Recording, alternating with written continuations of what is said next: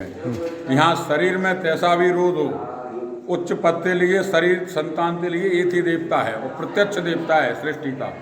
सारे देवता अदृश्य है, सूर्य प्रत्यक्ष है। 10 दिन नहीं निकले तो त्राईमान हो जाती है। आदित्य हृदय में इनका चौथा श्लोक था, आदित्य हृदय पुण्यम सर्व शत्रु विनाशयम जा व्यम जपम नित्यम क्षयम परम सम। सूर्य भगवान का स्मरण करने से, आदित्य हृदय का पाठ करने से शत्रु निष्क्रिय हो जाते हैं। जय तो देने वाले हैं। 17वां श्लोक है, जय जय भद्राय हर्षोस्वाय नमो नमः सहस्त्रांशु आदित्याय नमो नमः। ये सूर्य मंदिर है। यहाँ गीले कपड़ों से जल चढ़ाने का विशेष महत्व है। नहीं हो तो आप लोग वैसे जल चढ़ाते जल चढ़ाओ और जो माधो भगवान सर्वानंदी करता है। ये सूर्य मंदिर था आदित्य हृदय पाठ। नहीं, श्री राम तो बताया था अगस्त्य ऋषि जी ने। जब राम उस समय रण क्षेत्र में खड़े थे तो रावण बलशाली था और रावण में चौपाई आती है, सच्चे मित्र संसार में बहुत कम मिलते हैं। विभीषण सच्चा मित्र था तो उसने राम से संता बोला था, रावण रथी व्रत रथ वीरा देख विभीषण भयु अधीरा। रावण रथ पे आप बिना रथ हो तैसे विजय प्राप्त होती। तो भगवान ने बोला था हमारे पास धर्म रूपी रथ है, उनने धर्म रूपी। गुरुदेव जन सामान्य को हमारे कैमरा के माध्यम से हमारे चैनल पर आप तो अपना परिचय दें पहले। मैं आचार्य कामेश्वर उपाध्याय, राष्ट्रीय महासचिव अखिल भारतीय विद्वत परिषद। आपकी हमने जो है सूर्य आराधना में आदित्य हृदय स्तोत्र का पाठ देखा था, जो भगवान राम ने विजय के लिए उसको सर्वप्रथम पाठ किया था। तो अगस्त्य मुनि ने ये पाठ जो है भगवान को बताया। ये मैं सूर्य मंदिर जो है बालाजी सूर्य मंदिर में गया था तो इसकी चर्चा वहाँ हुई, तब हमें आपका जो है ये 12 साल बाद याद आया तो मैं आपके यहाँ आया हूँ। तो मैं प्राणनाथ गुप्ता एडवोकेट आपसे जो है ये चाहता हूँ कि अधिवक्ता जो है समाज के गरीब तबके के लिए न्याय दिलाने के लिए कार्य करता है। तो इस न्याय की लड़ाई में अधिवक्ता विजय हो, इस विजय के लिए क्या आप जो है अपना राय रखना चाहते हैं कि कौन सी पाठ किया जाए, सूर्य आराधना क्या इसमें सफल होगा और कैसे होगा, इस पर ज़रा आपसे हम चर्चा करना चाहते हैं। भगवान सूर्य सृष्टि के प्रसूतक हैं, यानी उन्हीं से सृष्टि उत्पन्न होती है। सूती गुण विशिष्ट सूर्य होते हैं और इस ब्रह्मांड के आरंभ में उत्पन्न होने के कारण उनका एक नाम आदित्य है। आदित्य ह्यादिभूतत्वात् प्रसूत्या सूर्य उच्यते। सृष्टि के आरंभ में आदि में उत्पन्न होने से आदित्य और प्रसूति गुण धर्म से युक्त होने के कारण सूर्य उनका नाम है। भगवान सूर्य की आराधना से सर्वत्र विजय की प्राप्ति होती है। और महर्षि अगस्त्य ने जिस आदित्य हृदय स्तोत्र का उपदेश भगवान श्री राम को दिया था, वाल्मीकि रामायण में 31 श्लोकों का जो आदित्य हृदय स्तोत्र प्राप्त होता है वह अत्यंत प्रबल है। उसको हम लोगों ने अपने जीवन में उतारा है और उसके परिणाम को प्राप्त किया है। कारगिल युद्ध से पूर्व संपूर्ण देश में उसका एक बृहत्तम अनुष्ठान भी हुआ था और उसका शुभ परिणाम प्राप्त हुआ।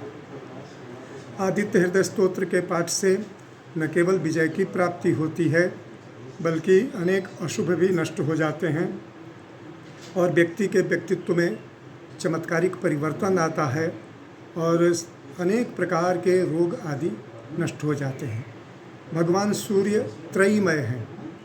उनके भीतर 3 गुण विद्यमान हैं, सृष्टि का पालन, सृष्टि का संरक्षण और सृष्टि का संहार। इसीलिए भगवान सूर्य के मंडल में ब्रह्मा विष्णु महेश तीनों का निवास रहता है।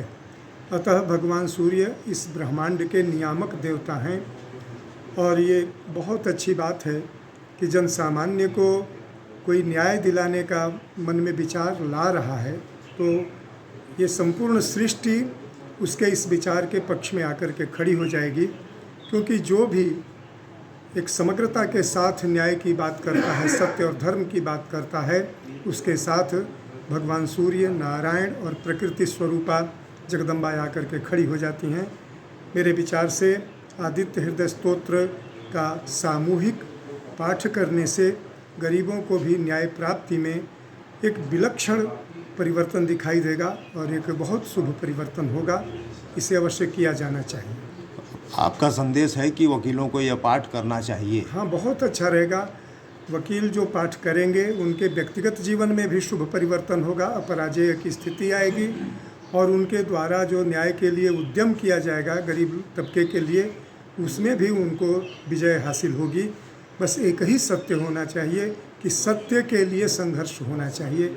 असत्य के लिए अगर कोई पूजा पाठ अनुष्ठान करता है तो उसमें प्रकृति साथ नहीं देती है, और सूर्य भगवान तो साक्षात इस सृष्टि के आत्मा है। इसलिए समग्र न्याय के लिए अगर वकील बंधुओं के द्वारा यह पाठ किया जा रहा है तो निश्चित उनको सफलता मिलेगी, यह सुनिश्चित है। और जजों के लिए क्या कहेंगे आप? वो तो न्यायमूर्ति कहे ही गए हैं, उनके हृदय में सत्य स्वरूप तेजस स्वरूप भगवान की प्रतिमूर्ति का निवास हो।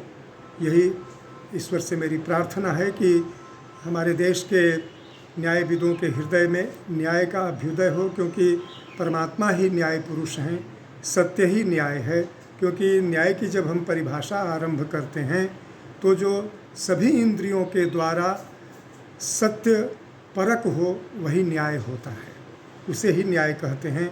वाणी के द्वारा सत्य, नेत्र के द्वारा सत्य का प्रकाशन, कर्ण के द्वारा सत्य श्रवण का प्रकाशन, इसी तरह से समस्त इंद्रियों के परिणाम में जब सत्य का निवास हो जाएगा तो अपने आप न्याय प्रतिफलित होने लगता है।